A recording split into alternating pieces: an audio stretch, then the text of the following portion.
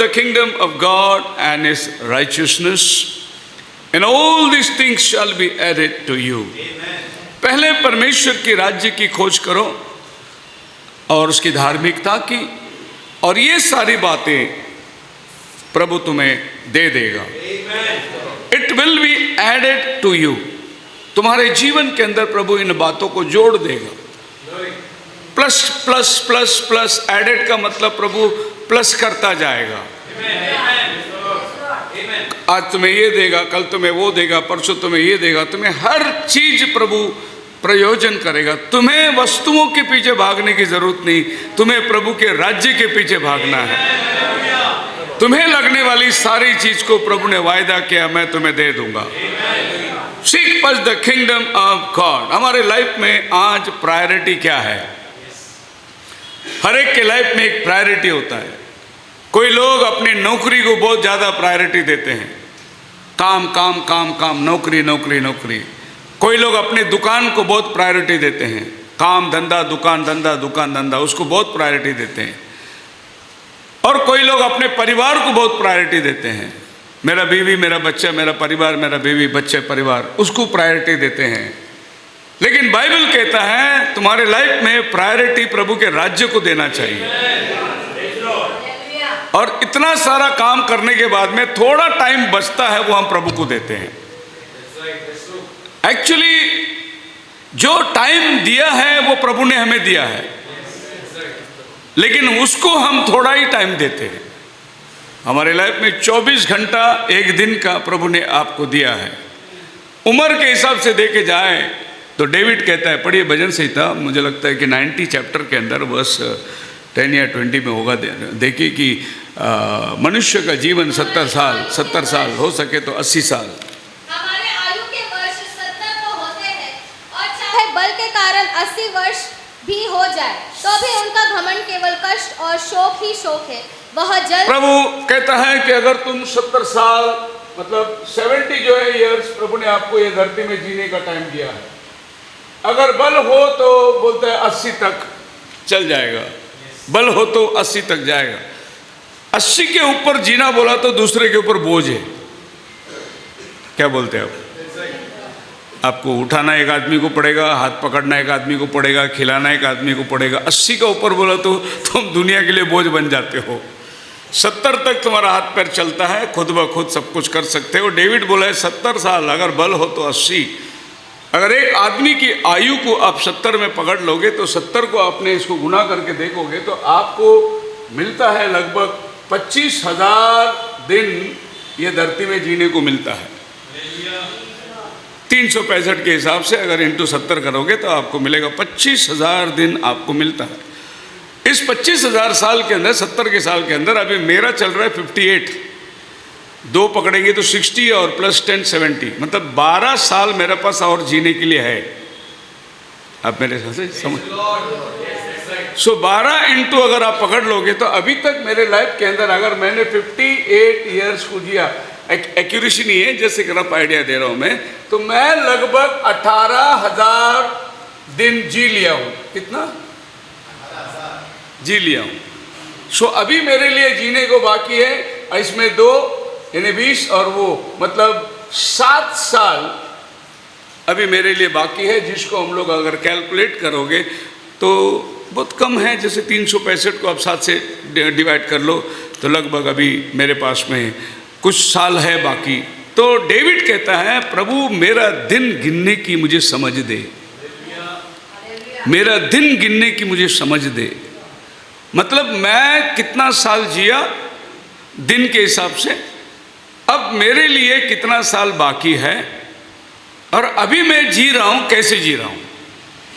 इतना साल मैंने किसके लिए दिया, अब मैं ये समय किसको दे रहा हूं, और आगे का जीवन में किसके लिए दूंगा. आप अपने जीवन के अंदर कैलकुलेट करके रखिए कितना समय आपने प्रभु को दिया है. जब आप देखोगे तो समय पूरा प्रभु ने आपको दिया है. समय को बनाने वाला प्रभु है, और हम सब प्रभु के उस चक्र के अंदर ही है. समय किसी के लिए ठहरता नहीं, समय किसी का इंतजार नहीं करता, समय को आप रोक नहीं सकते. वो जो टिक टिक चल रहा है वो चलता रहेगा. आपको समय के अनुसार अपने आप को मोल्ड करना पड़ेगा। समय आपके लिए नहीं। किसी दिन समझो आप उठा और आपको जल्दी उठना है तो आप सूरज को बोल नहीं सकते थोड़ा लेट आ, वो नहीं आएगा। वो आपका समय के अनुसार नहीं चले, वो अपने टाइम पे चलता रहेगा। आपको उसके समय में ही चलना होगा, आपको उसके अंदर अपने आप को मोल्ड करना होगा। जैसे जैसे आदमी की उम्र घटती चली जाती है, आप देखिए उसका नींद खत्म हो जाता है, ज़्यादा टाइम सोने को होता नहीं है, और ज़्यादा टाइम जो है वो स्पेंड करने के लिए क्या करे, जवानी में भागा, इधर उधर टाइम निकाल दिया, गुजार दिया। अब जब भागने का टाइम ख़त्म हो गया तो समय कैसा गुजरता है, कहाँ समय को बिताना है, टाइम पास कहाँ करना है। ये टाइम पास जो वर्ड है ये तो हमारे लाइफ में होना ही नहीं चाहिए। हमको टाइम पास करना ही नहीं है, हमको टाइम को उपयोग करना है। प्रभु के राज्य के लिए हमको समय का उपयोग करना है। मसीह में मेरे प्रिय लोगों, समय बहुत कीमती है।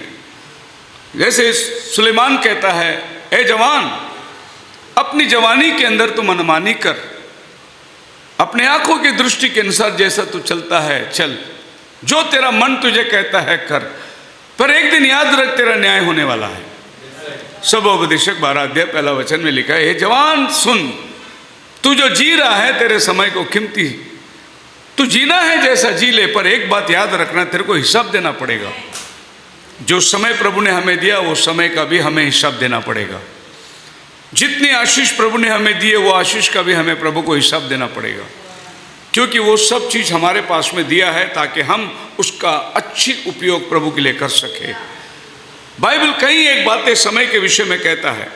Making time for God must be a priority, understanding that he is the source of your life. जिसने जीवन दिया, जो जीवन दाता है, उसके लिए हम समय नहीं दे पा रहे हैं। अभी पूरा सप्ताह के अंदर आप देखिए, हम लोग पूरा सप्ताह अपने घर में हैं, बहुत अच्छी बात है। संडे 2 घंटा हम प्रभु को दे रहे हैं, अच्छी बात है। पर इसके अलावा आप अपने घर में प्रभु को कितना टाइम देते हैं? 8 घंटा नौकरी को दे दिया आपने, आपके घर में आपका उठना बैठना चलना नहाना धोना बाथरूम का ये सब चीज़ आप अगर कैलकुलेशन करोगे तो दिन में 4 घंटा तो आपको इसमें देना पड़ता है। ये 12 घंटा निकल के चला गया, और फिर 8 घंटा आपको सोना है, तो 12 घंटे में 8 घंटा और डाले तो आपको 20 घंटा हो गया। अब बाकी का बचा 4 घंटा। 4 घंटे में तो मोबाइल, व्हाट्सएप, लोगों का फेसबुक, इसमें चला जाता रहेगा। बचा कितना टाइम तुमको जो खुदा को तुमने दिया होगा? एक आदमी की जीवन की आयु जो है वो ऐसा कैलकुलेट किया गया है कि 70 में से कम 8 साल जो है वो खाली बाथरूम में निकाल देता है। रोज का 1 घंटा आपका बाथरूम में जाता ही है, तो रोज का 1 घंटा पकड़े, 70 साल का आप पकड़ोगे तो कम से कम 8 साल आपका लाइफ में खाली बाथरूम में चला गया। उसके बाद में आपने अखबार लेकर पढ़ा या इधर को उधर को देखा, इसमें 1 घंटा को कैलकुलेशन करोगे तो इसमें तुम्हारे जीवन का कई एक वर्ष जो है वो उसमें निकल जाता है। 20 साल तो आपने पहले पढ़ाई लिखाई के लिए गंवा दिया। उसके बाद तुम हायर स्कूल में आए कुछ एजुकेशन को पढ़ने के लिए, तब तक तो तुम्हारा आयु जो है 25 के आसपास चला गया। मतलब ये 25 साल तो तुम खाली अपनी कैरियर बनाने को निकाल दिया। 25 साल के बाद में और 30 के बीच में जो है शादी हो गई तुम्हारी, और बाल बच्चे हो गए। अब बाल बच्चों के पोषण में लगा दिया बाकी का टाइम। अब बाल बच्चों के पोषण में लगते लगते आपका उम्र 50 तक आ जाता है, और ये बच्चे जो है फिर वो बड़े हो जाते हैं, फिर इनका शादी का टाइम आ जाता है। उसके बाद में शादी की टेंशन चालू हो जाती है। फिर बच्चों की शादी के लिए पैसे इकट्ठा करो, उसको बनाओ, उसको शादी के लिए तैयारी करो। ये करते करते आप 60 के हो जाते हैं, और 60 हो गए कि नहीं आपके घर में नाते पोते आ जाते हैं। अब बाकी का टाइम इनको देना पड़ता है। ये बच्चे लाके तुम्हारे गोद में दे देंगे। अब आप उनको मनाने के लिए, उनको खिलाने के लिए, उनको चलाने के लिए आप उनको समय दे रहे। कहने का मतलब है कि आपको 70 साल के अंदर आपने प्रभु को कितना साल दिया। अपना समय को कैलकुलेट करके देखो कि प्रतिदिन में हम कितना समय प्रभु को देते हैं। समय कीमती है। Your stay on earth must glorify him because that's what he created for. परमेश्वर का मूल सृष्टि तुम्हारे विषय में कि तुम प्रभु की महिमा करो, इसीलिए उसने तुमको बनाया। लेकिन तुम ये 24 घंटे में कितना टाइम प्रभु की महिमा में देते हो? अच्छा, प्रोजेक्टर नहीं आया क्या? ओके, कोई बात, सॉरी, देखा नहीं मैंने। कितना टाइम तुम प्रभु को देते हो। सृष्टिकर्ता ने तुम्हें बनाया और तुम्हें बनाने का उसका एक ही मकसद था कि आप उसकी महिमा करें। दिन के ठंडे समय में आदम आता था, प्रभु के साथ में घूमते, बातचीत करते, गार्डन में फिरते थे, क्योंकि बाइबल बोलता है प्रभु की चलने की आहट समझ में आई। मतलब प्रभु लिटरली चल के आता था उसके पास। और क्या करते थे वो लोग? ओह, कितना टाइम था आदम के पास। प्रभु बोला होता, बेटा ये एप्पल खाया क्या तू? आदम बोला हाँ प्रभु खाया, बहुत टेस्टी है। बोले बेटा तेरे लिए बनाया है। किसी दिन प्रभु ने कोई और फल बोला, आम खाया तूने कभी? बोले प्रभु बहुत टेस्टी है। बोले तेरे लिए बनाया है, ये पेड़ पौधे ये सब कुछ तेरे लिए, नदियाँ ये झरने सब तेरे लिए, सूरज और चांद ये सब तेरे लिए है। अब तू ये सारे सृष्टि को, सभी जानवर पक्षियों को तू नाम रख, क्योंकि तू मेरे साथ सृष्टि का एक हिस्सा है, सृष्टिकर्ता का एक भाग है तू मेरे साथ में। और बाइबल बोलता है, नबी के द्वारा इस बात को दर्शाया है कि इस पृथ्वी का गॉड था आदम, और परमेश्वर ये सारी सृष्टि का गॉड था। लेकिन इस अर्थ का गॉड प्रभु ने आदम को बना के रखा था। He was a Demi God. उसको प्रभु ने पृथ्वी दे दिया था। आप मेरे साथ हैं? जब बाइबल कहती है कि मेरे पिता के घर में बहुत से रहने के स्थान हैं, अगर ना होता तो मैं नहीं कहता, मैं जा रहा हूं तुम्हारे लिए जगह तैयार करने, फिर से आऊंगा तुम्हें ले जाऊंगा, जहां मैं रहूं वहां तुम भी रहोगे। तो प्रभु आने वाला है आपको ले जाने के लिए। आपको ले जाने के बाद वो आपको कहां रखेगा? आपके 70 साल 80 साल की जिंदगी में प्रभु ने पृथ्वी में आपको रखा, लेकिन जब आपको प्रभु ये पृथ्वी से उठाएगा तो आपको कहां रखेगा? प्रभु बोलता है मेरे पिता के यहाँ पर बहुत से रहने के स्थान हैं। इंग्लिश वर्ड कहता है मैंशंस। मैंशंस का मतलब जो है, एक मैंशन के अंदर 200-300 कमरे होते हैं, उसको ही मैंशन बोलते हैं, है नहीं? जैसे प्रेसिडेंट का है मैंशन है, 300 कमरे का घर है उसका। मैंशन का मतलब हाउस और होम या बंगलो नहीं होता। मैंशंस का मतलब अपार जगह है उसके पास में। मैं ऐसा सोचता हूँ, कभी कभी मैं विचार करता हूँ कि प्रभु हमें रैप्चर में ले जाने के बाद सारे पृथ्वी से दुल्हन उठा लिए जाएंगे, कितने अनगिनत लोग वहाँ रहेंगे। प्रकाशित वाक्य 7 अध्याय का 9 वचन में लिखा है, वहाँ गिन नहीं सकते इतने लोग प्रभु के सम्मुख में खड़े रह के खजूर की डालियाँ लेके उसकी स्तुति कर रहे हैं। तो फिर अभी प्रभु क्या करेगा? आज हम लोग इधर घुंटेवारी के लिए लड़ रहे, एकर के लिए मारामारी हो रहा है, खून खराब हो रहा है। तो जब प्रभु हमें ले जाएगा तो मैं समझता हूँ कि ये जो ग्रहण है मून, प्रभु बोलेगा डेविड शेखर तू ये मून के ऊपर राज कर, जाओ तेरे को दे दिया मैंने। भाई समझ में? मान लो हम लोग तारा का नाम तो नहीं ले रहे, जुपिटर है, प्रभु बोलेगा ब्रदर अभिषेक आप जुपिटर ले लो। मेरे पिता के घर में बहुत से रहने के स्थान हैं। अच्छा आप बोलेंगे हमको इधर पानी नहीं है, हवा नहीं है। आपको हवा और पानी की जरूरत ही नहीं है ना, आप ये शरीर में है ही नहीं। आप तारांगणों के ऊपर राज्य करने वाले हैं, आप सृष्टि के ऊपर अधिकार रखने वाले लोग हैं, क्योंकि आप खुदा के बेटे हैं। सो परमेश्वर ने आपको बनाया, इस धरती पर रखा 70 साल या 80 साल। इस वर्ष के अंदर आपने कितना खुदा को जिसने समय दिया उसको कितना आप समय दे रहे हो? मेरा आज मूल उद्देश्य आपके सामने बोलना यह है, जो खुदा ने दिया हम उसको कितना दे रहे हैं। दूसरे शब्दों में मैं आपको यह कहूंगा कि मान लो आपका पगार 10,000 रुपया है महीने का, और प्रभु बोलता है इसमें से तू अपना दशवां निकाल कर मेरे भवन में लेकर आ। सिर्फ प्रभु 10% मांग रहा है, मेरे भवन में लेकर आ। ये 10% भी देने के लिए हमको होता नहीं। मैं क्यों दूं खुदा को? पर तुम ये सोचना चाहिए एक्चुअली ये 10,000 जो दिया ना, ये खुदा ने ही दिया तुम्हें। उसमें से खुदावन बोलता है 10% मुझे दे। अगर तुम ये 10% में वफादार नहीं रह सकते हो तो 10,000 में कैसे वफादार रहोगे? प्रभु ने डेविड के बारे में कहा कि अपने पिता के थोड़े भेड़ों को संभालने के लिए अपना जान जोखिम में डालने वाला दाऊद को अगर मैं इज़राइल का राजा बनाऊं तो मेरी प्रजा को कैसे संभालेगा वो? थोड़े में जब आप वफादार रहते हैं, प्रभु आपको बहुतों का मालिक बना देता है। जब हम लोग छोटे थे तब हम थोड़े में वफादार थे, प्रभु ने आज हमें पूरे हिंदुस्तान के अंदर सेवा का मौका दिया है। अगर थोड़े में वफादार नहीं है तो एक चलीसे से तुम सैटिस्फाई है, 20-25 लोग के ऊपर तुम्हारी क्षमता नहीं है। अगर तुम थोड़े में वफादारी दिखाओ, प्रभु तुम्हें बहुतों का अधिकार बनाएगा। प्रभु ने आपको दिया, उसको खर्चा करना भी आपको आना चाहिए कि कहाँ आप उसको खर्चे कर रहे हो। बेफजूल में आप खर्चा करना नहीं चाहिए। प्रभु ने आपको दिया है, आपका जीवन में अकाउंटेबिलिटी होना चाहिए कि जब प्रभु ने मुझे दिया है तो मैं कितना मेरे लिए खर्च करूं, मैं कितना प्रभु के लिए रखूं। आजकल मॉल का ज़माना आ गया। पहले तो हम लोग बनिया को लिस्ट बना के देते थे, 6 रेक्सोना साबुन, 2 किलो तुअर डाल, 4 किलो बनिया का लिस्ट बना के देते थे। वो बनिया हमारे घर में सामान बेचता था। अभी वो ऐसा हो गया कि अभी ट्रॉली दे दिया तुम्हारे हाथ में और ट्रॉली लेके तुम मॉल में घूम रहे हो, ये भी ले रहे हो, वो भी ले रहे हो। जो नई नज़र में आया था कि बलिया की दुकान पे, उधर सब नज़र में आया है। क्रीम भी एक नहीं 10 किस्म का क्रीम हो गया, फेशियल क्रीम। ये भी ट्राई करेंगे, वो भी ट्राई करेंगे। साबुन कई किस्म के हो गए, ये भी ट्राई करेंगे, वो भी ट्राई करेंगे। अब मॉल इतना बढ़ते बढ़ते जब ट्रॉली भर के आ गया जब काउंटर के ऊपर, तो बिल, बहुत बड़ा बिल आ गया। अभी लोगों को इतना बुरी तरीके से फंसाया गया कि लोगों के सामने रखा, तुम खुद ही जाके चुन लो।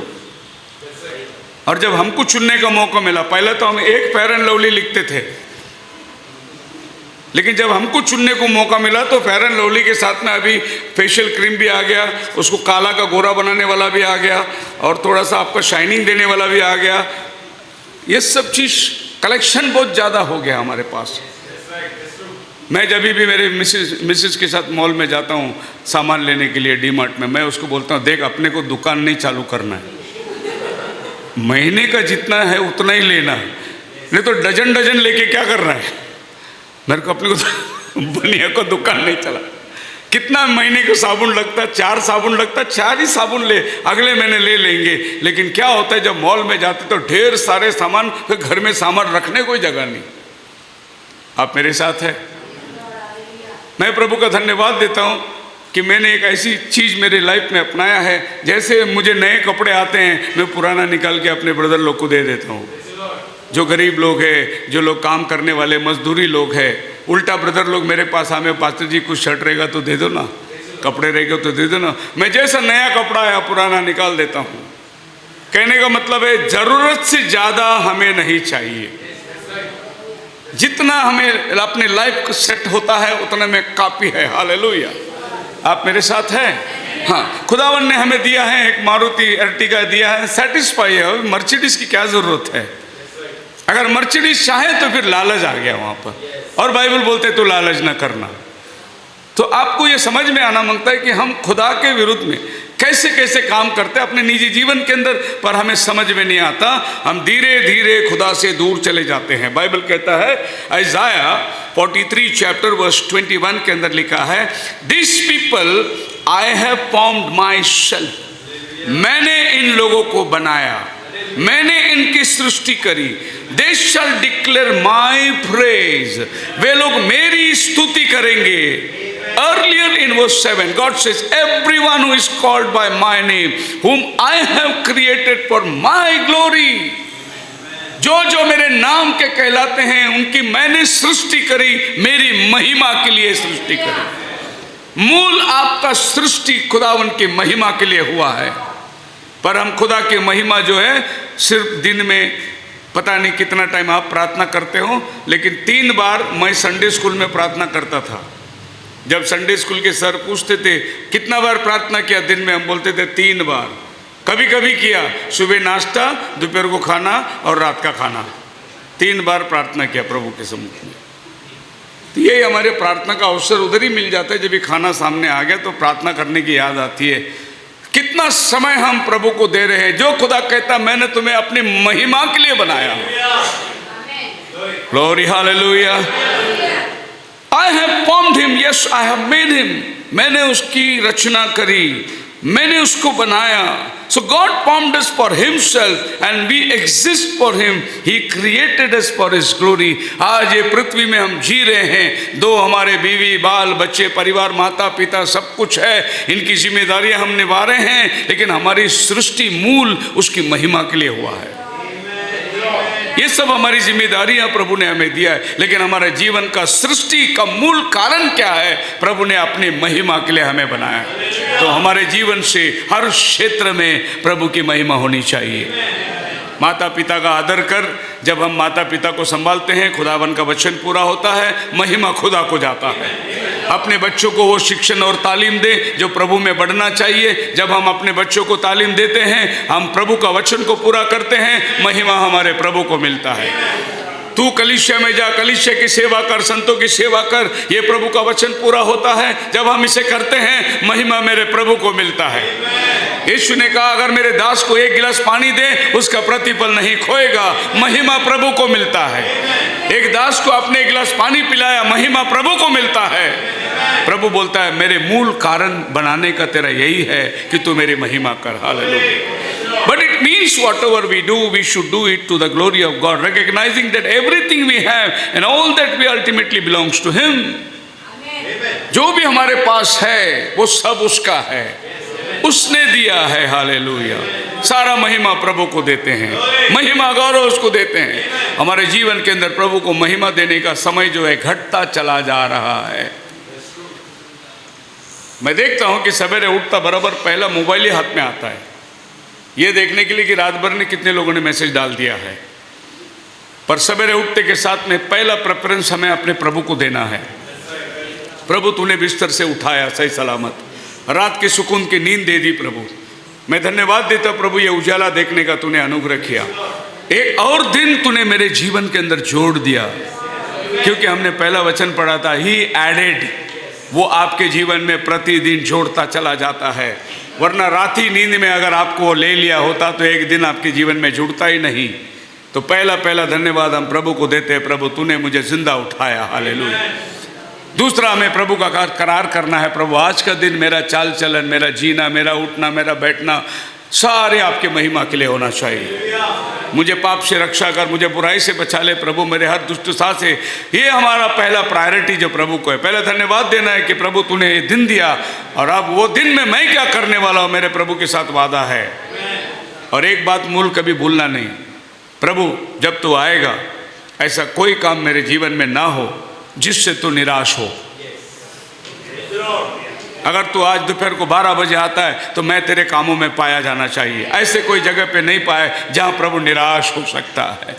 समय प्रभु को देना है, उसकी महिमा करना है। बाइबल कहता है प्रेरितों के काम 20 अध्याय का 24 वचन में, I don't care about my own life, the most important thing is that I complete my mission. Paul का कहना है, I don't care about my own life. जब यरूशलेम में जा रहा था पौलुस, तो उसने इफिसुस में से सभी एल्डर को मिलेतुस में बुलाया और उनसे बातचीत कर रहा है। बोल रहा है कि मैं यरूशलेम में जा रहा हूँ। लोगों ने बोला, यरूशलेम में आपको मारे जाने की तैयारी कर रहे हैं, आपको पकड़ के कैद में डालेंगे, आप फिर यरूशलेम में जा रहे हैं, आपको मालूम नहीं यरूशलेम में क्या खतरा चल रहा है, आपको पकड़ने के लिए लोग घूम रहे हैं, आपके ऊपर कानून निकल गया है कि उसको पकड़ के लाओ, आपकी मृत्यु भी हो सकती है, आपको जेल में डाल देंगे। तब पौलुस बोलता है, मैं मेरे लिए नहीं जी रहा हूं, तुम रोक कर मेरा मन को मत दुखाओ। मैं मेरे प्रभु के लिए बांधे जाने के लिए नहीं, मैं मरने के लिए भी तैयार हूं। क्योंकि पौल अपने जीवन का मकसद जान चुका था, मेरे लिए जीना मरना मैंने मसीह है। उसको ऐसा कहता है, मेरे लिए मरना लाभ है, अगर जीना है तो मेरा मसीह है। ये वो आदमी है जिसने लाइफ का मीनिंग को समझ लिया। जीना है तो मसीह के लिए जीना है, वरना ये जीवन क्या काम का। हमें मरना बेहतर है। पौल कहता है, absent in the body present to the lord. जब मैं ये शरीर में शून्य हो जाऊंगा, मेरे खुदा के सामने उपस्थित रहूंगा। पौल बोलता है, मुझे वो ज्यादा पसंद है, मैं कुछ करना चाहता हूं लेकिन आपके लिए मैं रह रहा हूं। वो कई कलीसिया के लिए कहता है कि मैं आप लोगों के लिए जीने की आशा है, वरना मेरे पास जीने की आशा कुछ भी नहीं है। सब कुछ उसने त्याग दिया। The most that I complete my mission and the work that the Lord has given me to tell people the good news about God's grace. Paul का मूल उद्देश्य है कि मैं जी इसलिए रहा हूं, मेरा प्रभु का अनुग्रह लोगों तक बताऊं, इसीलिए मैं जी रहा हूं। मेरे जीने का मकसद ही ये हो गया। आज आप किसके लिए जी रहे ब्रदर्स? आप किसके लिए जी रहे? लोगों को बोलो, मैं मेरे बच्चे के लिए जी रहा हूं, मैं मेरे परिवार के लिए जी रहा हूं, मैं इसके लिए जी रहा हूँ, मैं उसके लिए जी रहा हूँ। अगर प्रेमियों को पूछूं तो बोलेंगे अगर तू नहीं तो मैं कुछ भी नहीं, मंगता तो मैं जान तेरे हथेली में दे दूंगा, आसमान के तारे उखाड़ के लेके आऊँगा, तेरे बिना मेरा जीवन कुछ नहीं है। बहुत सारी बातें हम लोगों को कह देंगे। हमारे प्रभु से क्या कहेंगे हम लोग? हमारे प्रभु से क्या कहेंगे? प्रभु तू जीना हमारा, वरना हमारा जीने का कोई मकसद नहीं। अगर मैं जीऊँ तो तुझे प्रसन्न करने वाला एक जीवन जीऊँ, वरना मुझे जीना नहीं है प्रभु। ऐसा क्या जीवन है जो प्रभु को छोड़कर आप जीना चाहते हो, जिसमें कोई मूल्य नहीं है आपका, कोई कीमत नहीं है आपका? आपको जीना है तो मसीह के लिए जीना है, क्योंकि उतना समय प्रभु ने हमें दिया। So Paul rightly identify what was the most important to him. Paul ने अपने जीवन के अंदर उस बातों को चुन लिया कि महत्वपूर्ण बातें क्या है, मैं किस बात के लिए प्रभु को प्रसन्न करूं या खुश करूं। महत्व चीज, मैं उसके लिए मरने के लिए भी तैयार हूं। For him to achieve it he must make time for God, as the mission was all about him. उसको अपना समय खुदा को निकाल के देना है। पौल अपने जीवन के अंदर पढ़ाई लिखाई करके बड़े स्कॉलर बन के जब आया, उसने सारी दुनिया की ज्ञान हासिल करी, उसमें अपना पूरा जिंदगी निभा दिया। एक फरीसी होने के नाते एकदम कट्टर यहूदियों का काम उसने पूरा कर दिया। वो कहता है कि मैं फरीसी का फरीसी हूँ, और मैं अगर आप कहूँ अपोस्टल तो मैं उसका भी बाप हूँ, अगर आप बोलेंगे प्रॉफिट तो मैं प्रॉफिट का प्रॉफिट हूँ। वो कहता है कि कौन सा चीज है जो मैं हासिल नहीं किया, मैंने सब चीज को अनुभव करके देखा। पौल के जैसा स्कॉलर कोई नहीं था। वो एथेन में जाता है, एथेनियों को उन्हीं का शास्त्र पढ़ा के उनको सिखाता है। ए एथेनियों, तुम बड़े भक्तिमान हो, मैंने देखा तुम्हारे पूजने की वस्तु को। वो हर क्षेत्र में जाकर उन्हीं की भाषा करता है। इतना पढ़ाई लिखाई जाने के बाद में वो आखिर में क्या बोलता है पता है आपको? कूड़ा और कचरा समझ गया मैं सब चीज को, जितना भी मैंने दुनिया का हासिल किया सब कूड़ा और कचरा है। जिस खुदा ने मुझे जीवन दिया है उसी को जानना हमारे लिए मूल कारण है। फिर वो कहता है मैं अब जीऊंगा तो मसीह के लिए जीऊंगा, वरना मेरे लिए मरना लाभ है। हालेलुया। कहना बहुत आसान है। All glory to God himself, सारा महिमा। पहला कोरिन्थियों की किताब 10 अध्याय का आप पढ़ेंगे 14 वचन में, तो पौल अपने जीवन का मकसद को बताता है। मेरे जीवन से प्रभु को महिमा मिले। Make time for God as the mission was all about him, all for the glory of God. मैं जो भी करूं उसमें मेरे प्रभु को महिमा मिलना चाहिए। मतलब मेरा मूल जीने का मकसद है मेरे जीवन से प्रभु को महिमा मिले। Hallelujah. First Chronicles chapter 16 verse 11 कहता है, seek the Lord and his strength, seek his face evermore। प्रभु की चेहरे को, प्रभु की प्रसन्नता को ढूंढो। संपूर्ण जीवन, संपूर्ण ताकत प्रभु के खोज में लगा दो। मैं प्रभु को पाना चाहता हूं। If you are looking for success, not to do what the scripture says, you will find plenty, but none will be valid before God। हमने दुनिया की बहुत सारी वस्तुओं को पाने के लिए अपना समय गवा दिया, लेकिन खुदा के सामने वो वस्तु शून्य के मापे ठहरा। मान लो मैंने पढ़ाई कर दी, डॉक्टरी कर दी, वकीली कर दी, और मैंने इतना सारा वर्ष उसको पाने के लिए लगाया, लेकिन वो जो तुमने पाया उसकी वैल्यू खुदा के सामने क्या है?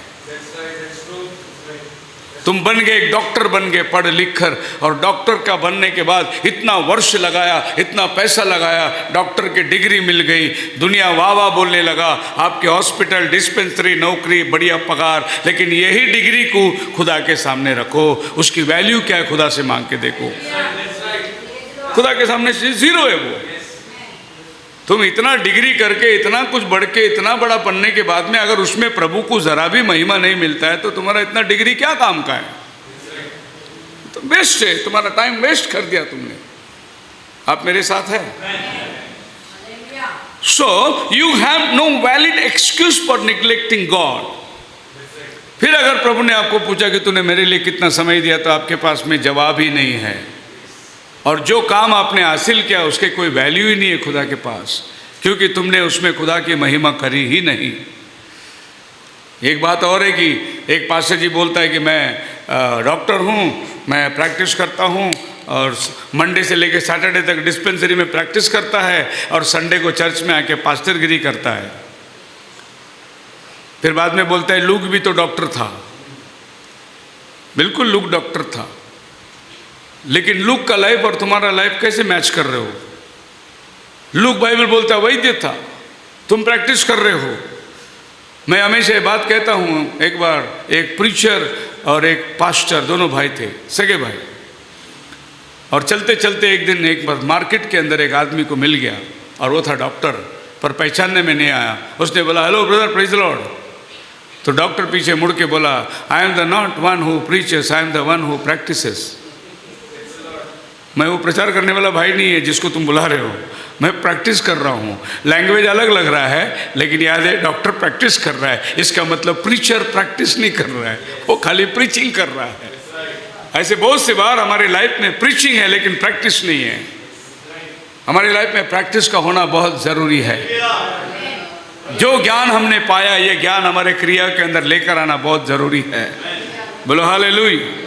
And divinely empowered to set godly boundaries, manage our time wisely and make seeking God our highest priority. अपना समय को कैसे संभालना है, कैसे उसको प्रभु की महिमा के लिए इस्तेमाल करना है, एक बहुत बड़ा प्रश्न आज आपके सामने है। हो सकता है बहुत पुराने बिलीवर है, आपने बहुत साल हो गया बपतिस्मा लेकर, लेकिन आज का मेरा सवाल ये है, तुम्हारे 24 घंटे में प्रतिदिन में कितना टाइम प्रभु को दे रहे हो? ये मेरा आज का सवाल है आपके सामने। अभी आप ही सोच लीजिए कितना टाइम आप प्रभु को दे रहे। आपका दिल आपको गवाही देता होगा, आप बाइबल कितना पढ़ते हैं, प्रेयर में कितना बैठते हैं, मेडिटेट कितना करते हैं, या आपका लाइफ आपको गवाही देता होगा। अगर नहीं दे रहा है तो मैं आपको बोलता हूं कि आज से शुरू कर दो कि अपने लाइफ में ज़्यादा से ज़्यादा समय हमारे प्रभु को देना है, क्योंकि मूल कारण उसने हमें पृथ्वी में बनाया उसकी महिमा के लिए। हम सोचते संडे को आए, 2 गाना गाए, हाथ ऊपर करे, हम सोचते कि बात हो गया, पर पूरा हफ्ता भर गाना ऊपर होना चाहिए था। एक बार पास्टर जी घर में गया विजिटिंग के लिए, एक नॉमिनल एल्डर साहब के घर पे, और उसका बच्चा किचन में से आया, प्रेज लॉर्ड किया, पापा को पास्टर जी ने बोला बेटा एक गाना गा। वो गाना बच्चा ने शुरू किया, चुम्मा दे दे दे दे।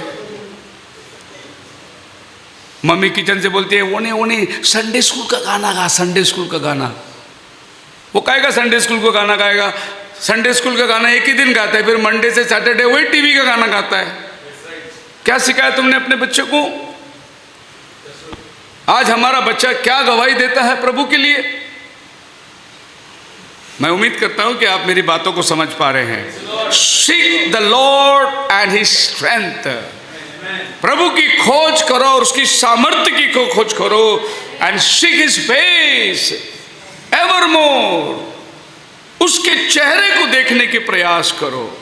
तुम्हारे हर काम के अंदर प्रभु का सामने होना बहुत ज़रूरी है। 2-3 पॉइंट रख के मैं ख़त्म करना चाहता हूँ। The first point, make time to worship God. अपने लाइफ के अंदर समय निकालो कि मैं प्रभु की आराधना करूँ। ये वो आराधना नहीं जो संडे की 2 दिन की दी या 2 घंटे के लिए करते हैं। ये वो आराधना आपके लाइफ में प्रति क्षण जैसा मौका मिला प्रभु की आराधना चलने दो।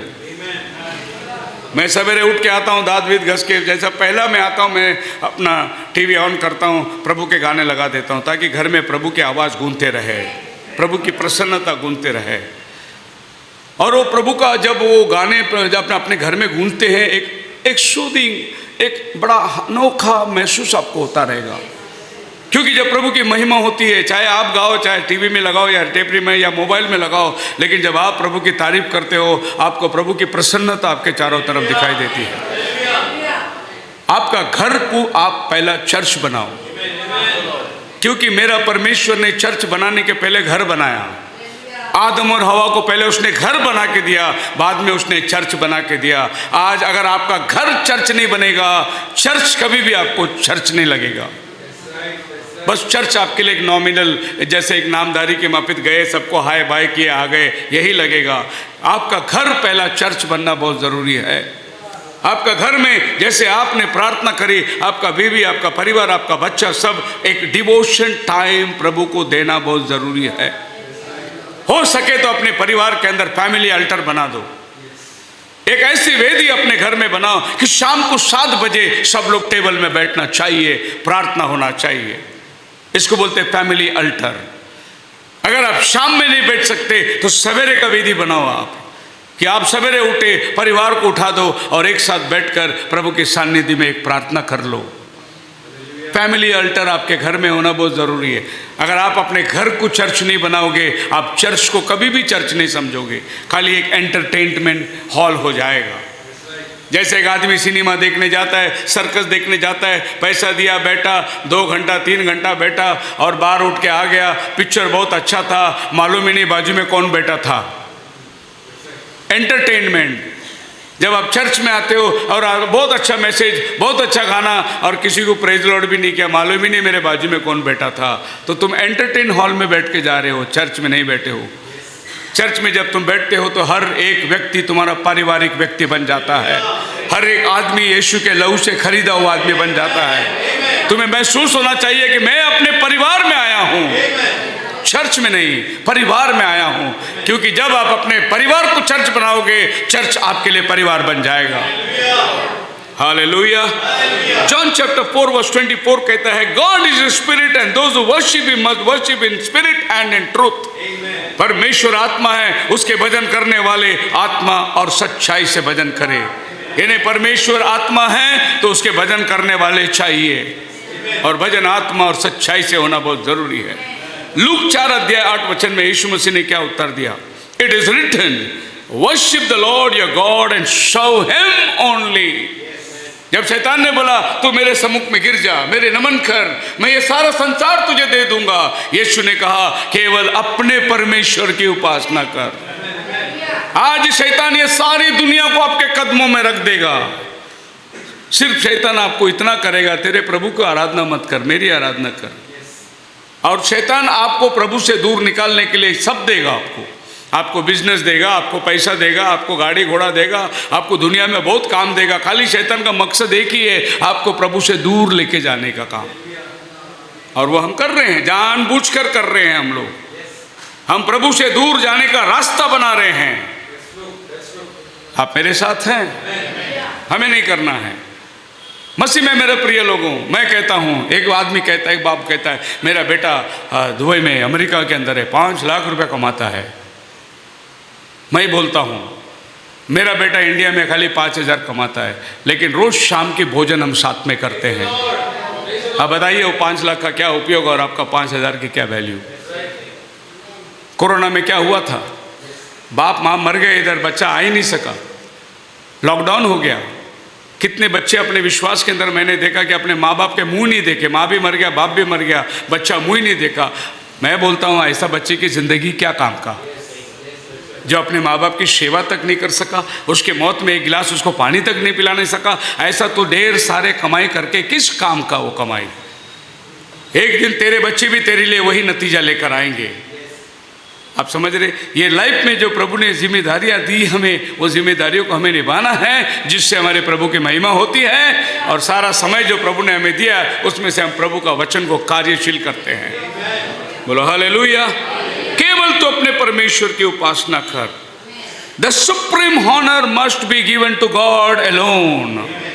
आपके लाइफ में मूल स्रोत जो है वो केवल अपने परमेश्वर को ही देना है। रेवल्यूशन चैप्टर 19 वर्स 1 के अंदर जब वो फरिश्ते ने सब बताया, मेमना तैयार है, दुल्हन तैयार है, देखो वो नए यरूशलेम दुल्हन के माँ पे सजी हुई है, रैप्चर कैसा होने वाला है, प्रभु का मिलन कैसा होने वाला है, ये मेज दूर तक लगी हुई है, धन्य है जो भोज में बुलाए गए हैं। ये सब देखने के बाद यूहन्ना के अंदर ताकत नहीं रही, वो घुटने के बल गिर गया उस फरिश्ते के सामने। बोले कितना विभवशाली बातें हैं ये। वो उसको प्रणाम करने लगा जो उसको ये सब बता रहा था। फरिश्ते ने उसको उठाकर क्या बोला?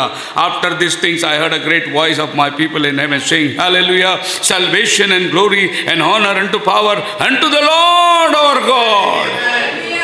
पर वो एंजल के सामने गिर गया। एंजल उसको उठा के बोला, मैं भी तेरे जैसा एक भविष्यद्वक्ता की आत्मा हो, तू उपासना करना है उसी की उपासना कर, सारा महिमा उसी को दे, सारा समय उसी को दे, उसकी महिमा तेरे जीवन में होने पाए। Hallelujah. Salvation and glory and honour and power unto the lord our God. हम लोग को प्रार्थना करने के लिए जब बोले जाते हैं तो दिक्कत होती है प्रार्थना करने को भी। हमारी प्रार्थना के अंदर केवल हमारा स्वार्थ बना हुआ है। प्रार्थना शुरू करते ही हे प्रभु धन्यवाद हो, सब कुछ दिया इसके लिए धन्यवाद करता हूँ, और मेरे बच्चे के लिए कर दे, मेरे बेटे के लिए कर दे, मेरे बच्ची के लिए, मेरे परिवार के लिए, मेरे नौकरी के लिए, सब प्रार्थना सिर्फ हमारा खुद गर्ज की प्रार्थना रही। कुछ भी समय हमने अपने प्रार्थना के अंदर प्रभु तेरी तारीफ हो, तू कितना अद्भुत है प्रभु, सारा महिमा गौरव तुझको मिले, ये सृष्टि के लिए, ये हवा के लिए, ये पानी के लिए, ये वातावरण के लिए हम प्रभु तेरा धन्यवाद करते हैं। धन्य है वो पाँव जो सुसमाचार को लेकर आता है, वो पहाड़ों पर चलने वाले। धन्यवाद, प्रभु की तारीफ, प्रभु की महिमा। ये सूरज तूने बनाया, ये पहाड़ तूने कभी हमने बोला ही नहीं प्रार्थना में ऐसा। कभी आपने धन्यवाद दिया प्रभु को कि प्रभु ये पहाड़ों के लिए, ये बारिश के लिए, ये सूरज के लिए आपने कभी धन्यवाद दिया? ये सब प्रभु ने आपके लिए बनाया है। हमने खाली हमारी ज़रूरतों को खाली प्रभु के सामने रखे, और थैंक्स उसी को बोलते हैं, जितना काम हो गया उसी को धन्यवाद बोलते हैं। हमने प्रार्थना में मांगा 1000 रुपये मिलता मिल गया तो प्रभु धन्यवाद 1000 रुपये मिल गया, बस उतना ही थैंक यू देते। लेकिन इसके बाद भी आपको खुदावन को थैंक यू देना है, आपका लाइफ के लिए थैंक यू देना है, आपका परिवार के लिए धन्यवाद देना है। प्रभु मेरे को इतना अच्छा बीवी मिला, इतने अच्छे बच्चे मिले, प्रभु ये तेरी देनगी है, हम प्रभु को धन्यवाद देना है। बोलो हालेलुया। क्योंकि परिवार कितने टूटे पड़े हैं, कितने परिवार के रिश्ते टूट गए हैं, कितने बच्चे बिगड़ गए हैं। आपके बच्चे आपके साथ है, आपका परिवार आपके साथ है, इस बात के लिए हमको प्रभु को धन्यवाद देना है। उतना टाइम है ही नहीं। Whatever becomes more important to you than God, or that you rely instead of God, is your functional idol. खुदा से ज़्यादा तुम्हारे जीवन के अंदर अगर किसी बात को महत्व मिलता है, वो तुम्हारे लिए मूर्त का पूजा बन जाता है, और तुम मूर्ति पूजा में गिर जाते हो। यानी that's what you worship, money और गॉड। व्हाट यू वर्शिप मोर? पैसे की ज़्यादा पूजा कर रहे हो कि प्रभु की ज़्यादा पूजा कर रहे हो? तुम्हारे बिजनेस की ज़्यादा पूजा कर रहे हो कि प्रभु की तुम पूजा ज़्यादा कर रहे हो? जो चीज़ तुम्हारे जीवन के अंदर आइडल बन चुका है, वो क्या चीज़ है जो आइडल बनता है? खुदा के और तुम्हारे बीच में जो भी आता है वो आइडल बन जाता है। मेरे और मेरे प्रभु के बीच में कोई नहीं आना चाहिए, और मेरे और प्रभु के बीच में अगर मैं किसी को लेता हूँ XYZ, वो आइडल बन जाता है। कोई लोग का आइडल है चेन्नई का CM दलापति, कोई लोग का आइडल बन गया है। कोई लोग का आइडल जो है मोदी साहब बन गए हैं। कोई लोग का आइडल जो है राजीव गांधी बन गए हैं, है नहीं? ये सब अपने अपने आइडल को मानते हैं। हमारा जीवन के अंदर मूल स्रोत प्रभु यीशु मसीह हमारा मुख्य आइडल, उसके सिवा हम किसी को नहीं जानते। अगर कोई ऐसा व्यक्ति है तो यीशु के बाद। Praise the Lord, hallelujah. कभी कभी मैं अपने परिवार को कह देता, मेरे बीवी को कह देता, बोलने के लिए कोई हर्ज नहीं। मैं कहता हूँ कोई भी ऐसी अड़चन और रुकावट आ जाती है, मैं बोलता मेरे और प्रभु के बीच में नहीं आने का। मेरे और प्रभु के बीच में आना नहीं, कोई भी नहीं आना, ना बच्चा ना बाप ना कोई नहीं। मैं मेरे बाप को भी, मेरे माँ को भी, मेरे भाइयों को भी, सबको मैं बोलता मेरे और प्रभु के बीच में कोई नहीं आना। ये मेरा अपना पर्सनल रिलेशन है। दूसरा स्थान मैं आप लोग को दूंगा, लेकिन पहला प्रथम स्थान मेरे प्रभु को मिलना चाहिए। हालेलुया। आप मेरे साथ हैं? तो इस बात को हमने गौर करना है कि हमने जिसको भी प्रभु के और हमारे बीच में ले लिया, वो हमारे लिए मूर्त की उपासना बन जाती है, मूर्ति पूजा बन जाती है। सो आपके लाइफ के अंदर ये बहुत ध्यान रखना। Secondly, make time to pray to God including thanking him. आप अपने जीवन के अंदर समय बना लीजिए। फिलिपियों 4:6 में लिखा हुआ है, do not be anxious about anything.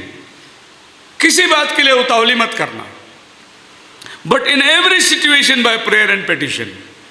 हालात कुछ भी हो, प्रार्थना के पूर्व प्रभु के सम्मुख में रख देना। कितना भी गंभीर केस हो, प्रभु के सम्मुख में, and with thanksgiving present yourself your request to God. और धन्यवाद के साथ अपना फाइल प्रभु के कोर्ट में डाल दो। धन्यवाद के साथ उसका अपना फाइल डाल दो। वो आपका केस लड़ने वाला परमेश्वर है। यीशु मसीह आज भी हमारे लिए मध्यस्थ का स्थान लिया है, हमारा केस लड़ रहा है। वो मनुष्य और परमेश्वर के बीच में एक ही बिछवाई है। पहला तीमुथियुस 2:5 में लिखा है, अर्थात वह मनुष्य प्रभु यीशु मसीह जो हमारा बिछवाई बन गया। बिछवाई का मतलब क्या होता है? आपका केस लड़ रहा है वो, आपका फाइल, आपका पाप भरा फाइल, आपका व्यभिचार की जिंदगी, आपका जो भी घरेलू समस्या, आपके गुप्त पाप, आपका जन्म पाप, आपका कर्म पाप, ये सारा फाइल उसके हाथ में है। वो हमारे लिए केस लड़ रहा है। हमारा नबी कहता है कि वो हमारा शॉक ऑब्जर्वर है। जब एक गाड़ी में शॉक ऑब्जर्वर इसलिए होता है कि आपको जो भी जर्क बैठे वो शॉक ऑब्जर्वर दब के खुलेगा, आपको धक्का लगने नहीं देगा। ये शॉक ऑब्जर्वर का काम है। और जब परमेश्वर प्रभु यीशु मसीह क्रूस पर लटका हुआ अपना खून बहा रहा है, वो शॉक ऑब्जर्वर का काम कर रहा है। जब भी आप एक गुनाह करते हैं वो शॉक को वो लेता है और परमेश्वर के पास से आपको ग्रेस प्रकट करता है, सारा बोझ को वो ले लेता है। क्योंकि इब्रानी 6 में लिखा है, एक बार तेरा उद्धार हो जाए, आसमानी फलों को तू चख ले और फिर तू पाप करता है, एक खीला तो उसके हाथ में लगाता है, फिर से तू मसीह को क्रूस पे चढ़ाता है। और ऐसे हमने कितनी बार चढ़ा दिया क्रूस में। बपतिस्मा हो गया हमारा कितना साल पता नहीं, लेकिन बार बार में अगर आप सोचोगे, हमने बहुत बार अपनी लाइफ में प्रभु को बार बार क्रूस पे चढ़ाया है, फिर भी प्रभु माफ करता है, क्योंकि वो एक शॉक ऑब्जर्वर है। वो आपका धक्के को संभालता है और प्रभु को कहता है, मेरे लहू के द्वारा मैं इसको क्षमा करना चाहता हूँ। वो बैठा है आसमान और जमीन के बीच में, आज वो मध्यस्थ का काम कर रहा है। एक दिन वो मध्यस्थ के काम से उठ जाएगा। अगर वो सलीब से उठकर अगर सिंहासन पे बैठ जाएगा तो वो आपका न्याय करेगा, जजमेंट करेगा। इससे पहले कि वो मर्सी सीट में से उठकर जजमेंट सीट में बैठे, पश्चाताप करो, प्रभु को अपना जीवन समर्पित करो, तो तुम प्रभु का राज्य को पाओगे। समय गंवाने का टाइम नहीं। Never stop praying. 1 Thessalonians chapter 5 verse 17 में लिखा है, निरंतर प्रार्थना करो, pray always. Thank you lord, धन्यवाद प्रभु। स्तुति चलते वक्त, गाड़ी चलाते वक्त, काम करते वक्त, हर जगह पर प्रभु की स्तुति तुम्हारे मुंह से होते रहे। निरंतर प्रार्थना में लगे रहो, निरंतर प्रार्थना करते रहो। Prayer shows your dependence on God, don't be too busy to pray.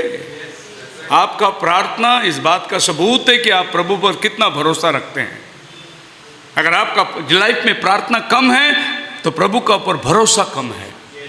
तो आपका लाइफ इस बात को सबूत देता है कि जितना प्रार्थना तुम करते हो, you are dependent upon God, कि मैं इतना प्रभु के पास अपने लाइफ में एक अल्टर बना लो और प्रभु के सम्मुख में एकांत में समय बिताओ। आप मेरे साथ है, बोलो हालेलुया। मुझे कभी कभी कमी महसूस होती है, ऐसा लगता है कि ज़्यादा बिजी हो गया मैं, थोड़ा टाइम मेरे को प्रभु को देना है, तो मैं मेरी गाड़ी लेके चले जाता हूँ, बारहवीं डैम के जंगल पे चले जाता हूँ और मैं गाड़ी एक जगह पार्क कर बस प्रभु के साथ में बैठता हूँ। प्रभु कहाँ कमी पड़ गई। एक बिजी लाइफ शेड्यूल के अंदर से थोड़ा समय निकाल कर प्रभु के साथ एकांत में बैठना है, कुछ नहीं बोलना है, खाली बैठो, प्रभु आपसे बात करना शुरू कर देता है। एक मेडिटेशन के रूप में आप प्रभु के ऊपर डिपेंड हो जाओ।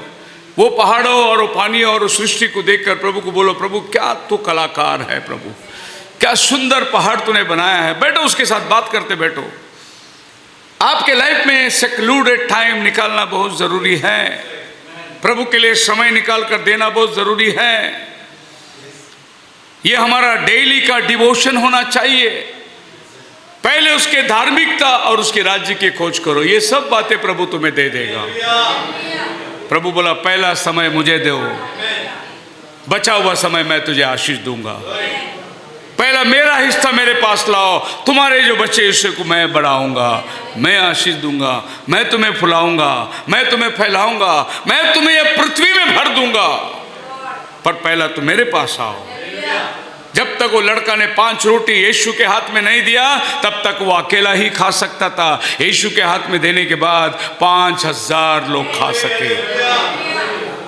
पहला प्रभु के हाथ पे लेकर आओ, फिर प्रभु उसको मल्टीप्लाई करके आपके घरों को भर देगा आशीषों से। थर्ड पॉइंट है, मैं सेकंड लिखा है, make time to study the Bible and meditate on it. समय निकालो बाइबल पढ़ने का। मैं प्रतिदिन मेरे जीवन में, मैं तो बाइबल पढ़ते रहता हूँ, प्रचार करते रहता हूँ, मैसेज बनाते रहता हूँ। आज के तारीख में अगर आप मुझे पीछे, ये तारीख जो है, आज का तारीख क्या है, 9। आज के 9 तारीख में आप मेरे को पूछोगे, ब्रदर आप कितना टाइम मेडिटेट किए? मैं बोलूँगा रात को 4 घंटा मैसेज बनाते बैठा था, प्रभु के वचन में मेडिटेट किया। अभी आते आते मैं 3 घंटा प्रभु के वचन में मेडिटेट किया। आज मैं 7 घंटा प्रभु के वचन में मगन लगा। ये मेरी अपनी गवाही है। आप चर्च आने के टाइम पे क्या करके आए? क्या आपने बाइबल पढ़ के आए? क्या आज सुबह आपने बाइबल पढ़ा? क्या आज सुबह आपने प्रार्थना करी? क्या आज सुबह आपने प्रभु का मनन किया? मैं आपको पूछता हूँ, खैर आप बोलेंगे आप तो पास्टर है, आप 7 घंटा क्या 14 घंटा भी दे सकते हैं, हम तो कामकाज करके आते हैं। ठीक है, उसमें भी प्रभु ने आपने कितना समय अपने को देने पाए। हालेलुया। जोशुआ चैप्टर 1 वर्स 8 लिखा है, this book of law shall not depart from your mouth. ये व्यवस्था की पुस्तक तेरे मुंह से कभी दूर ना होने पाए, but you shall meditate in it day and night. रात और दिन तो इसमें मनन करना, that you may observe to do according to what is written in it, ताकि तू उसमें जो लिखी है उन बातों को काम में लाने का काम हो सका। For then you will make your way prosperous and then you will have good success. तब तू कामयाब होगा, तू जो भी काम करेगा उसमें तो आशीर्वादित होगा। मेरे वचन पर रात और दिन तुम मनन कर। बोलो हालेलुया। 2 Timothy 3 verse 16-17 में लिखा है, meditate in God's word day and night. रात और दिन making time for the word is making time for God. वचन पढ़ने के लिए मैं अपने अनुभव बताना चाहता हूँ। वो समय था जब लैपटॉप नहीं था, मोबाइल नहीं था, लिटरली बाइबल पढ़ के ही मैसेज बनाना पड़ता था।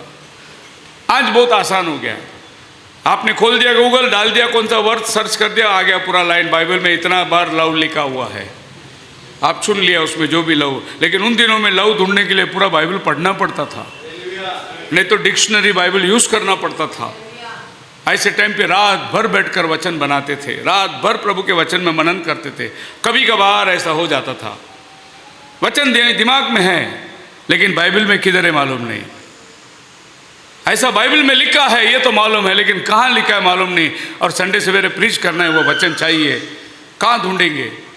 मैं आपको बोलता हूँ सच में, खुदा का वचन इतना जीवित है। बाइबल में सामने खुला रखता था ऐसा आधा खोल के, और मैं प्रार्थना करता था, प्रभु मुझे ये वचन चाहिए, कहाँ लिखा है। मैं भूल गया, प्रभु पढ़ा तो था पर मैं ध्यान में नहीं रखा। जब मैं आंखें खोल के देखता हूँ, हवा चलती है, पन्ने पलटते हैं, वही वचन मेरे सामने रहता है। मैं खोलता हूँ आंखें, बाइबल पढ़ता हूँ, प्रभु लिटरली आपके साथ काम करता है। जितना टाइम तुम प्रभु के वचन में बिताते हो उतना टाइम तुम खुदा के साथ बिताते हो। आप मेरे साथ है। मेरे लाइफ में, चलो वो दिन था जब पूना भी, आज से 25 साल पहले जब मैं पूना में आता था, ट्रेन पकड़ के आता था, मेरे पास एक बैग होती थी, बाइबल होती थी, और मैं उठकर बाइबल निकाल कर डायरी में मैसेज बनाते रहता था, मैसेज बना के रहता था। लोगों ने कभी कभी इतना मेरे ऊपर, मतलब एक गवाही बन चुकी थी मेरी लाइफ। जो ट्रेन में अप डाउन करते, डेली काम करने वाले, उस चेन्नई एक्सप्रेस के अंदर जो लोग आते, वो लोग सब जान गए थे ये प्रभु का दास है। लेकिन कभी कभार ऐसा होता था, ट्रेन फुल रहती थी तो मेरे पीछे 2-4 जन खड़े हुए टिकट लेके, और मैं मैसेज बना रहा हूँ, वो लोग खड़े रहे, डिस्टर्ब नहीं करना है। फिर जब मैं देखता था, मैं पूछता था क्या भाई, बोले कंफर्म हुआ है कि देखना है। वो सोचते थे मैं टीसी बैठा हुआ, मैं टीसी जरूर हूँ पर उधर का टिकट चेक करता हूँ, ट्रेन का टिकट नहीं चेक करता हूँ। तुम्हारा बपतिस्मा हुआ है क्या, आपका क्षमा मिला है क्या, मैं वहाँ का टिकट चेक करने वाला हूँ, मैं भी चेकर ही हूँ। आपका लाइफ में जितना समय आप प्रभु के साथ बिताते हो, उतना समय आप जब वचन में बिताए, वचन पढ़े, मेडिटेट करे, प्रार्थना करो, मैसेज बुक पढ़ो। जब भी आप बाहर निकलते हो, काम पे निकलते हो, कहीं सफ़र में निकलते हो, एक मैसेज बुक साथ में लेके चलो। वक्त मिला थोड़ा सा पढ़ लो, 2-4 पेज पढ़ो, फोल्ड करके रख दो, बाकी का कंटिन्यू बाद में करो। जितना समय तुम वचन में बिताओगे उतना समय तुम खुदा के साथ बिताओगे। बहुत सिंपल है। खुदा के साथ वचन बिताने के लिए हिमालय में जाके बैठने की जरूरत नहीं है। लोग भगवा पिन के सब दुनिया छाड़ के ऊपर जाके बैठे, दूसरे लोग सफेद कपड़े पिन के वो जाके एकांत में बैठे हैं, उसकी जरूरत नहीं है। तुम्हारी डेली लाइफ के अंदर तुम प्रभु के साथ समय बिता सकते हो। अपना काम काज करके तुम प्रभु के साथ समय बिता सकते हो, क्योंकि प्रभु ने जो भी दिया है समय सब उसका है। उसमें से हम उसको कितना देते हैं वही प्रभु हमसे मांगता है कि तू कितना टाइम मेरे साथ बिताएगा। बाइबल कहती है जोब चैप्टर 23 वर्स 12 के अंदर, neither I have gone back from the commandment of his lips. प्रभु के होठों से निकलने वाले किसी शब्द के मैं विरुद्ध नहीं गया। I have esteemed the words of his mouth. मैंने उसके वचन को इतना महत्व दिया, more than my necessary food. मेरा रोज का खाने से भी ज्यादा मैंने प्रभु का वचन को जगा। इसीलिए वो आदमी भयंकर परीक्षा में पड़ने के बाद भी विश्वास में हला नहीं, क्योंकि वो कहता है मैंने खाने को इतना इंपॉर्टेंस नहीं दिया जितना मैंने खुदा के वचन को इंपॉर्टेंस दिया। इसीलिए मैं आज भी नाश्ता करने के पहले वचन खाता हूं। पहला हमारे आत्मा को खाना देना जरूरी है। जब मैं नहा के निकलता हूं पहला परमेश्वर का वचन पढ़ना है, आत्मा तृप्त हो गया फिर बोलना है भाई शरीर का खाना दे दे। आइए अय्यूब कहता है मैंने कभी भी रोटी से खुदा का वचन से बढ़कर नहीं समझा। एक बार खाना नहीं मिलेगा चलेगा, लेकिन प्रभु का वचन रोज मेरी लाइफ में चाहिए। भजन संहिता 119 105 कहता है तेरा वचन मेरे पांव के लिए दीपक, मेरे मार्ग के लिए उजाला है। अगर वचन तुम्हारे लाइफ में नहीं है, तुम्हारा जीवन अंधकार में चलने वाला जीवन है।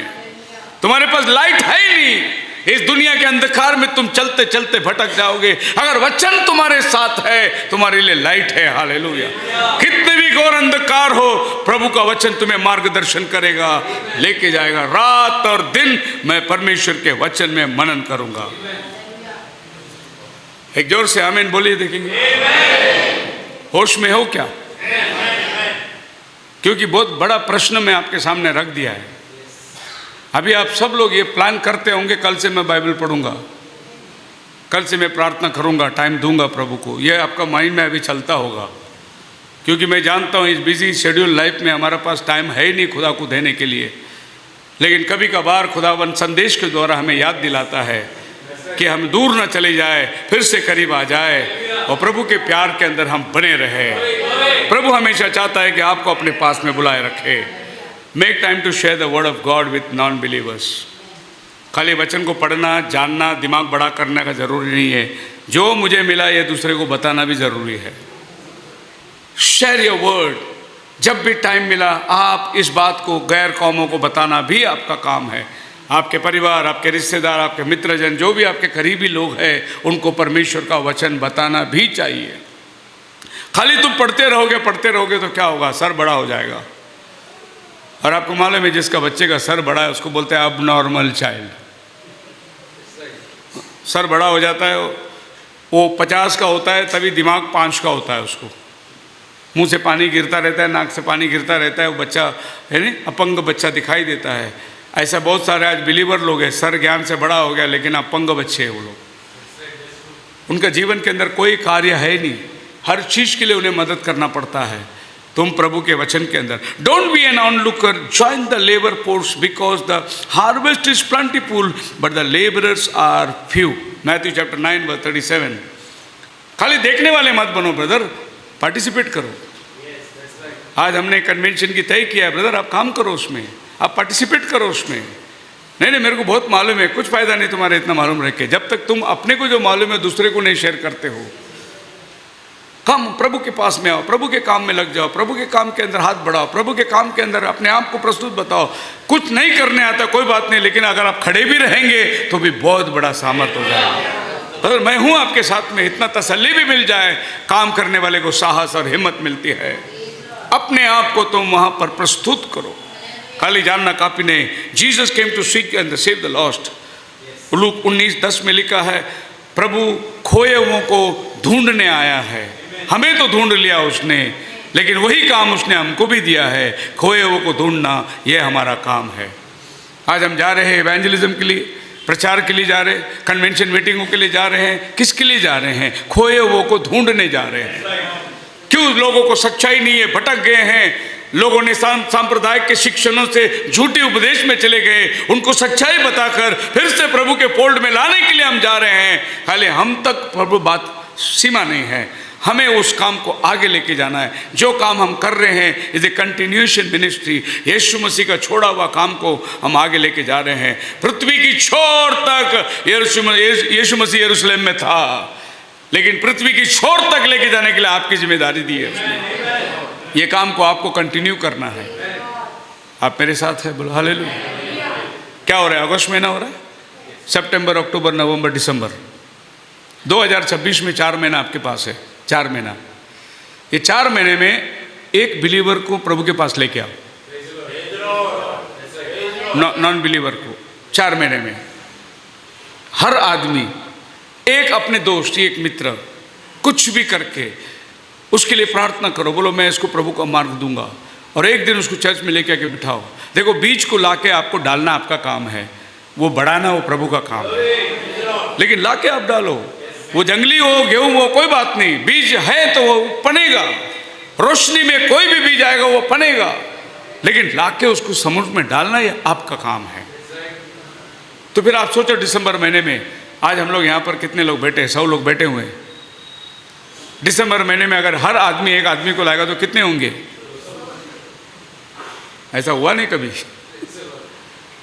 हम तो इतने साल से उतने ही बैठे हुए हैं, क्योंकि हमारे लाइफ में जो हमने पाया हम औरों तक लेके गए ही नहीं, हम लोगों को दिए ही नहीं, हम लोगों को अपने पास बुलाने के प्रयास किए ही नहीं। अगर आप रियली एक बिलीवर है, यीशु आपके अंदर है, यीशु ने आपको ढूंढने के लिए कैसा आया, आप भी दूसरे को ढूंढने के लिए जाओगे, क्योंकि वही यीशु अपना काम को आपके अंदर कंटिन्यू कर रहा है। अभी आपके पास टाइम नहीं है, काम धंधे नौकरी, इसके वजह से आप बाहर जा नहीं सकते, मिल नहीं सकते, प्रीचिंग नहीं कर सकते, पर आपको मालूम है आपके हाथ में मोबाइल है। इससे शॉर्टकट रास्ता और कुछ है ही नहीं सुसमाचार के लिए। अपने स्टेटस में कुत्ता बिल्ली का फोटो रखने से अच्छा प्रभु का वचन रखो। मैंने बहुत सारे घरों में लोग कुत्ते पालते हैं, उनका कुत्ता स्टेटस में रखते हैं। मुझे ऐसा लगता है कि ये घर में सबसे खूबसूरत सूरत तो कुत्ते को ही है लगता। अपना फोटो रखने के बजाय कुत्ते का फोटो रख दिए। मैसेज डालो, लिंक डालो, मैसेज। मैंने यूट्यूब में देखा पूरे हिंदुस्तान से लोग लाइक कर रहे हैं, मैसेज दे रहे हैं, लेकिन अपने मैसेज वाले जो सुनते हैं ना, कभी लाइक नहीं करते। कभी इन्होंने एक थैंक यू जीसस नहीं बोला, कभी इन्होंने एक मैसेज नहीं डाला गॉड ब्लेस यू पास्टर, कभी नहीं डाला। बाहर के लोग डालते सब, क्योंकि घर की मुर्गी दाल के बराबर है।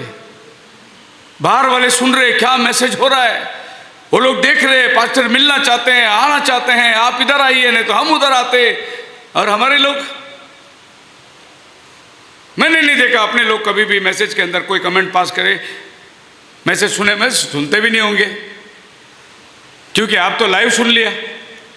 अब घर में जाके सुनने की क्या जरूरत है? इसको घर में जाके सुनो, रिपीट, देखो इसमें और भी आपको रेवलेशन मिलेगा। आप जाओ काम पे जाने के टाइम लगा दो मैसेज, सुनते रहो। आप घर में काम करते हो, मैसेज लगा के सुनते रहो।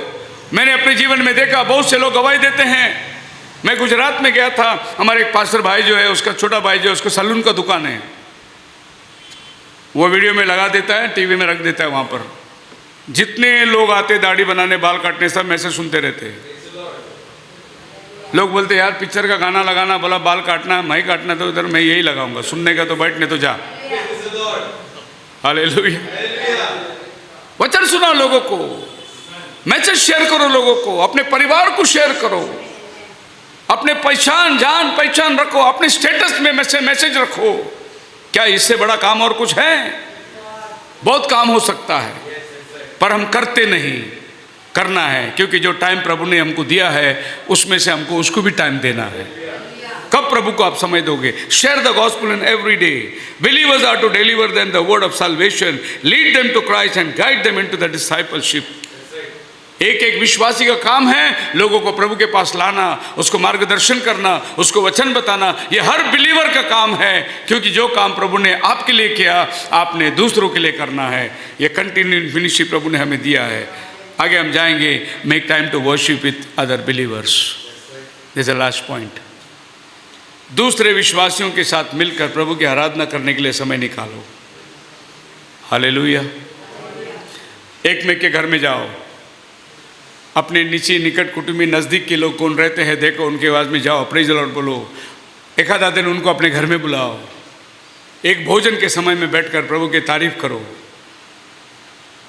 संडे टू संडे बिलीवर मत बनो। प्रतिदिन तुम्हारे लाइफ के अंदर बिलीवर का एक अंश होना चाहिए। हम संडे हो ऐसा को प्रेज द लॉर्ड करके गए, मंडे से लेकर सैटरडे तक किसी को फोन नहीं, किसी को प्रेज द लॉर्ड नहीं, कुछ नहीं।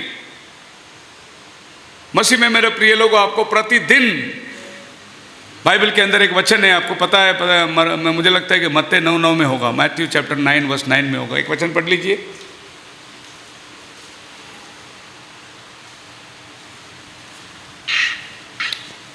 वहां से आगे बढ़कर यीशु ने मत्ती नामक एक मनुष्य को महसूल की चौकी पर बैठे देखा और उससे कहा, मेरे पीछे हो ले। वह उठकर उसके पीछे हो लिया। Praise the Lord, hallelujah. Jerusalem के चौराहे से प्रभु अंदर जा रहा था। उस फाटक में मत्ते नाम वाला चुंगी लेने को बैठा था। दूसरे डिपार्टमेंट में अगर हमारे भाषा में कहे तो ऑक्ट्रॉय नाका में बैठा था। वो टैक्स वसूल कर रहा था। प्रभु उसके पास रुक गया, बोला कि मेरे पीछे हो ले। उसने उसी टाइम टैक्स का काम छोड़ दिया, प्रभु के पीछे चलने लगा। जब वो दिन भर प्रभु के कार्यों को देखा, शाम को उसने प्रभु को अपने घर बुलाया और बाइबल बोलता है कि उसने अपने सब परिवार को इकट्ठा किया और प्रभु को बुलाकर बोला, प्रभु बात करिए इनसे, आपने मुझे बुला लिया, मैं आपके पीछे दिन भर देखा, आपके पास जीवन की बातें हैं, आ जाओ आप मेरे घर में भी दे दो, अरेंज द मीटिंग। खाली रिश्तेदार को बुला के बर्थडे काट के हैप्पी बर्थडे मत बोलो, बुलाओ पास्टर को अपने घर में, अपने रिश्तेदार को बुलाओ, वचन देने का एक मौका मिल जाए। हर एक लाइफ तुम्हारे जो है, जो समय तुमको प्रभु देता है, चाहे अवसर कुछ भी हो, प्रभु का वचन उन तक पहुंचने के लिए एक जरिया बन जाओ, एक मीडिएटर बन जाओ तुम। बदर खाली बिलीवर बोलना काफ़ी नहीं है, बिलीवर के लिए बहुत सारे काम हैं जिसको अपने जीवन में आप लाओगे तो आप बिलीवर कहलाओगे। आपको बताने की ज़रूरत नहीं मैं बिलीवर हूँ, लोग जानेंगे, बोलेंगे बिलीवर है। मत्ते ने क्या किया, कभी कभी खर्चा भी करना पड़ता है। मत्ते ने सबके लिए अपने घर में खाना बनाया होगा, सबको बुलाया होगा, आज मेरे घर में खाना है, आ जाओ, और प्रभु को लाके खड़ा कर दिया, बोला प्रभु ये मेरे परिवार के दोस्त मित्र लोग हैं, आप इनसे बातें करें। और प्रभु यीशु मसीह वहाँ जीवन की बातें कर रहा है। एक बुलाहट एक मत्ते को लेकर आया, एक मत्ते ने सारा घराने को प्रभु के पास लेकर आया। एक पौल को प्रभु दमस्कस के रास्ते में मुलाकात किया, वो पौल ने पूरे अंताकिया से लेकर हर एक कंट्री को, यूरोप कंट्री को प्रभु के पास लेकर आ गया।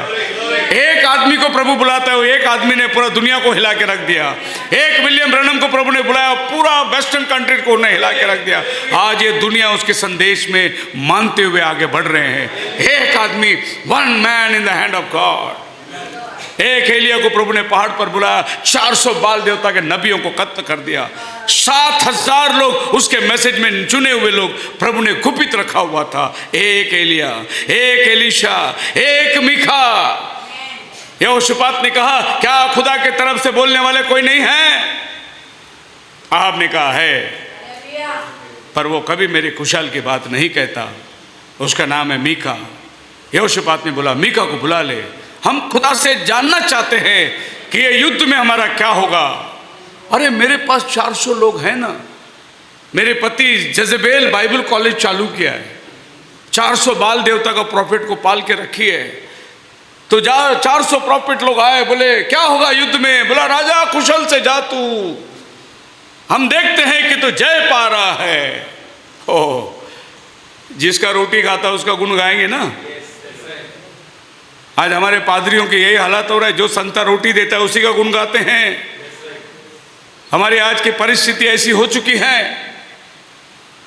यहोशापात संतुष्ट नहीं हुआ, बोला नहीं कुछ तो गड़बड़ी है। 400 प्रॉफिट लोग एक साथ बोल रहे, राजा तू कल जय पाने वाला है। यहोशापात ने बोला, मुझे वो आदमी चाहिए जो खुदा की मर्जी को जान सकता हो। बोले एक है मीका। और जब मीका को संदेशा भेज दिया गया, जो आदमी संदेशा लेके गया उसने मीका को मिलते ही क्या बोला, राजा तुझे बुला रहा है। पर एक कंडीशन है, याद रख, ऐसी बातें बोल कि राजा खुश हो जाए। मीका ने बोला नहीं, प्रभु जो मुझे बताएगा मैं वही बोलूंगा, मैं आदमी को खुश करने के लिए नहीं आया। आप भी कान खोल के सुन लो, मैं आपको खुश करने के लिए प्रचार नहीं करता हूँ। आप रहो ना रहो, आप छोड़ के जाओ, आपको बुरा लगे वो आपके ऊपर है, पर मेरा प्रभु को मेरे को खुश करना है। जो बोलना है वो मैंने आपके सामने बोल देना है। आप मेरे साथ हैं? हाँ, अगर मैं ये बात नहीं बोलूं जो प्रभु ने मुझे बोला तो यहाँ पर भीड़ की भीड़ हो जाएगी। दोस्तों, आपको क्या लगता है भीड़ जमा करने को मुझे नहीं आता? अगर मैंने बोल दिया सब लड़की लोग बाल काट सकते, लिपस्टिक लगा सकते, ब्यूटी पार्लर जा सकते, अरे सिस्टरों को बैठने के लिए जगह नहीं मिलेगी इधर। लेकिन हम वचन को बोलते हैं ऐसा नहीं कर सकते तुम, तो वही बहनें प्रभु के पास आ सकती है जो वचन को मानती है। मुझे चलता है, आप कुछ भी करो ब्रदर, चोरी करो, चमाट करो, कोई भी धंधा करो, आप चर्च में आओ, दशावन दो, हमारे लिए काफी है। अरे भीड़ की भीड़ लग जाएगी इधर। तो मुझे आपका दारू का धंधे का दशवान नहीं चाहिए, मुझे आपके झूठ की कमाई का दशवान नहीं चाहिए। मुझे आपका खोटेपन का कसम प्रभु के सम्मुख में उत्पत्ति जो भी है नहीं चाहिए मुझे चाहिए वो आदमी जो सिंसियर है, जो वचन को मान देता हो, जो प्रभु को डर हो उसके अंदर। ऐसे लोग आए, थोड़े जरूर है लेकिन क्वालिटी मेंटेन करेंगे हम लोग। प्रभु के सानिध्य में एक उत्तम चीज को हम लोग लेकर आएंगे। लास्ट पॉइंट है वर्शिप विद अदर बिलीवर्स। इब्रानी 10 के अंदर लिखा हुआ है, जैसे जैसे वो दिन को नजदीक आते देखो, आपस में इकट्ठा होना मत छोड़ो। वो बुरे दिन आ रहे हैं। ये बात और है कि अच्छे दिन का इंतजार लोग कर रहे हैं, लेकिन दिन तो बुरे आने वाले हैं। मेरा बाइबल कहता है कोई भी आए, अच्छे दिन अभी आने वाला है नहीं। कांग्रेस बदल जाए, राज्य आ जाए, राष्ट्र आ जाए, राष्ट्रपति बदल जाए, प्राइम मिनिस्टर बदल जाए, कुछ भी हो जाए, अच्छे दिन आएंगे नहीं, क्योंकि आप अंत के दिनों में जी रहे हैं और अंत के दिनों में बुरे समय का भविष्यवाणी हो चुका है। ये वो समय है जब आपको अपना जीवन को प्रभु के साथ में उसके वचन के but encourage one another and all the more see the day approaching. एक में की सलाह करो, गॉड ब्लेस यू। जब एक भाई तुमको मिलता है प्रभु के भवन में, गॉड ब्लेस यू ब्रदर, ये आदमी जो आपके सामने बैठा है ये दुनिया के सब कामों को छोड़कर आपको मिलने के लिए आया है, प्रभु को अपना अर्पित करने के लिए आया है। बहुत सारे काम दुनिया में है, इंपॉर्टेंट मीटिंग दुनिया में है, सब कुछ छोड़कर वो इधर आया है। उसको गले लगाओ, उसको प्यार करो, उससे मिलो, उसको अपनापन दिखाओ। ब्रदर आप आए, मुझे बहुत अच्छा लगा। ब्रदर आपको देखकर मन में खुशी आती है। कहाँ है? Praise the Lord. ना हाथ में ताकत, ना गले मिलने की ताकत, एक मरे हुए लोग के माफिक। Praise the Lord.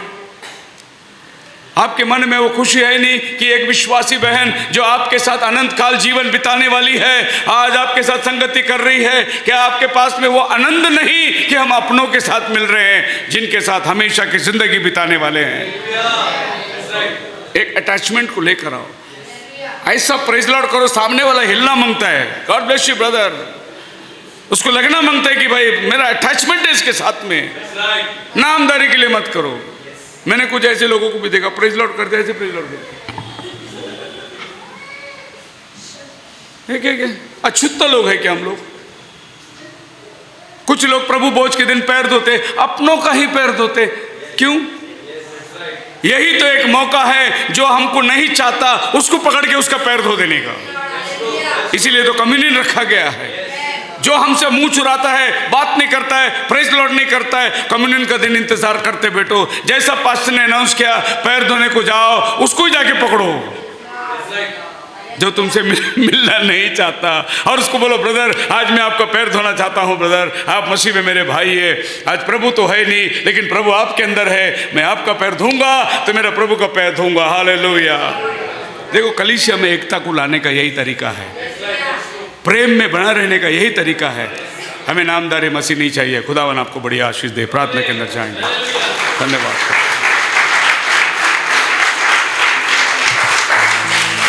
सब लोग खड़े हो जाएंगे अपने स्थानों पर।